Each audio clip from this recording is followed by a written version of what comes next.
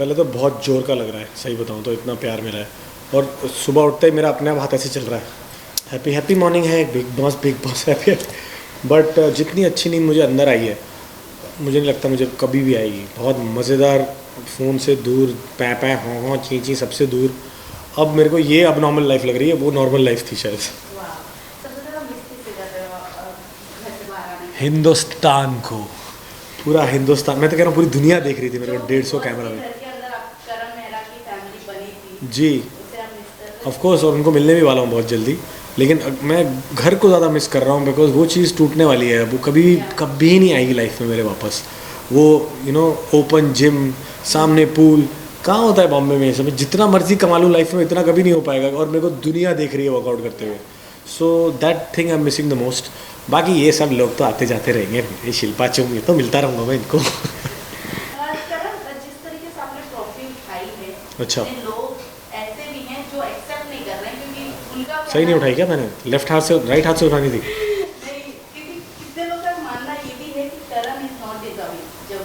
जहां हम लोग देखते थे एज अ व्यूअर, हर एक आपका स्टेप लोगों को पसंद आ रहा था। ऐसे ही नहीं मीडिया जाकर किसी को इस तरीके से हर चीज़ों में क्लियर बता रहा कि आप सही जा रहे हो।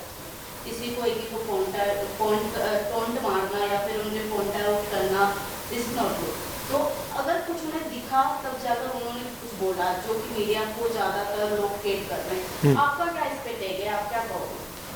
देखो, दुनिया का सबसे बड़ा रोग क्या कहेंगे लोग, टेंशन ही नहीं लेनी, हमें पता है क्या कर रहे हैं हम, कहाँ हैं। लोगों ने तो ये भी बोल दिया मैंने मीडिया खरीद ली है। अब ऐसे कैसे खरीद लेता है कोई? मतलब ना मैं अंबानी, ना अडानी, ना दुबई में मेरे पापा शेख रह रहे हैं कोई, और ख़रीद भी लूँ, वहाँ भी तो 200 कैमरा हैं।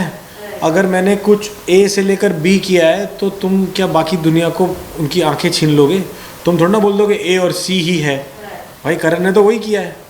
तो यही चीज़ थी बस। तो मतलब थोड़ा समझने में लोगों को टाइम लगेगा जो चीज़ सोच रहे हैं कि ऐसा हुआ है। लेकिन भाई कोई खरीदता नहीं है किसी को। ये मीडिया जनता की आवाज़ है, आप ही हो अपनी आवाज़, अपने क्वेश्चंस लेके अंदर आए थे। जो पूछा गया, जो जैसे जिसने बैट किया, मेरे को भी गलत ठहराया गया तो उस बात पे मैंने माफ़ी मांग ली। जैसे वो टास्क में मेरे को नौरान का नाम नहीं लेना चाहिए था, तो मैंने बोल दिया हो गई गलती, गुस्से में बता दिया मैंने। अपनी वाली पे आती है तो हो ही जाता है। तो वो चीज़ें समझनी ज़रूरी थी लोगों के लिए। आई थिंक उनके पास ज़्यादा, बाकी लोगों के लिए ज़्यादा क्वेश्चंस थे, तो वो थोड़े से दे गॉट पीव्ड। तो सर, शो जीतने के बाद भी कई लोगों का ये भी कहना होता है कि जो एक वर्ड है डिजर्विंग करके, तो ये वर्ड अगर आपको नहीं मिला है, लोग आज भी कहते हैं कि Vivian was more deserving man, तो शो जीतने के बाद भी क्या वो फीलिंग इनकम्प्लीट रहती है, या ये चीज़ आपको इफेक्ट करती है शो जीतने के बाद? देखो, कुछ तो लोग कहेंगे, लोगों का काम है कहना, अपना काम है ट्रॉफी घर लेके आना, जो मैं ले आया हूँ। अगली वाली बताओ। शॉकिंग सबको ये लगा कि अगले दिन हम आपके साथ में, जहाँ एल्विस अपने लोगों को 150 फोन बांट रहा था, भी आईफोन, तो वो भी आपके साथ देख लो पॉडकास्ट कर रहे हैं। वो सबसे ज़्यादा ऑडियंस को शॉकिंग लगा, और सबसे ज़्यादा उन्हें लगा जो कि गलत बातें मीडिया को बोल रहे थे। करेक्ट। ये तभी मेरा जाने का मतलब था। वहाँ पे हमने केक काटा, सेलिब्रेट की अपनी विन, उसने ट्रॉफी पास से देखी, अपने पॉडकास्ट में एंड में ट्रॉफी लेके भागा रजत के लिए। तो ये सब चीज़ें इसलिए थी कि आप you have to be a very, आप लूज़र नहीं हो, आप एक गेम लूज़ कर गए हो, doesn't mean that you are a loser. It's, ये तो चलता रहेगा, ज़िंदगी है। तो एक फ़लसफ़ा सिखाया है बिग बॉस ने। अब आप उसको कैसे लेते हो, क्या करते हो, उसका ये आपके ऊपर है। और एल्विश बहुत ही मज़ेदार लड़का है, उसने अपना जोर लगा दिया जीतने के लिए। अब नहीं जीता उसका घोड़ा, उसका खिलाड़ी, तो उसने दिल पे नहीं ले लिया। सबसे पहले मुझे ही बुलाया कि भाई इंटरव्यू करते हैं, मज़ा आएगा। तो हमने बहुत मज़ेदार बातें करी, बहुत फ़न सेगमेंट था वो भी, तोड़ फोड़ पॉडकास्ट जो भी था वो। एंड बहुत फ़न आया हमें।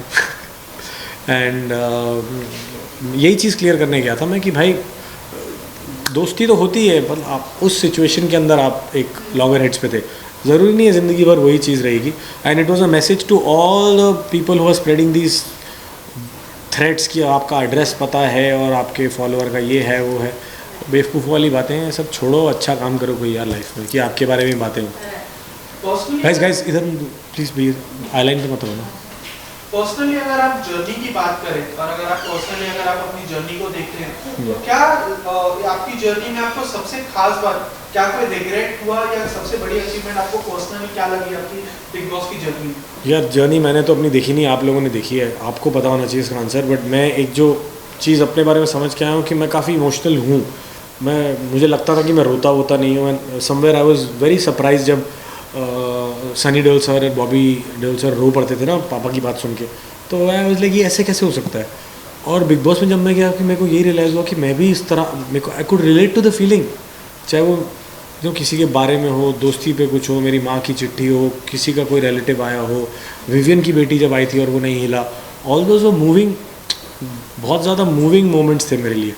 तो मुझे लगा कि गाइस ये मत करो ना पीछे हिलना वाले, तो वो चीज़ मुझे लगी कि यार क्या कहते हैं, somewhere that emotional quotient is there in me.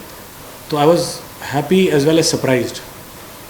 So sir, Khatron Ke Khiladi हो गया, बिग बॉस हो गया, what's next in your bucket list? आप बताओ मेरे को तो ट्रॉफी चाहिए, जो हाँ मर्जी फेंक दो, ट्रॉफी लेके आऊँगा अब, because once you taste success the tongue wants more. Lastly क्या कुछ कहना चाहेंगे अपने ऑडियंस को, कहाँ अब आपको देखेगी करण में? यार आप बस प्रेयर करो कि अब मैं दिखता ही रहूँ आपको अच्छी अच्छी जगहों पे।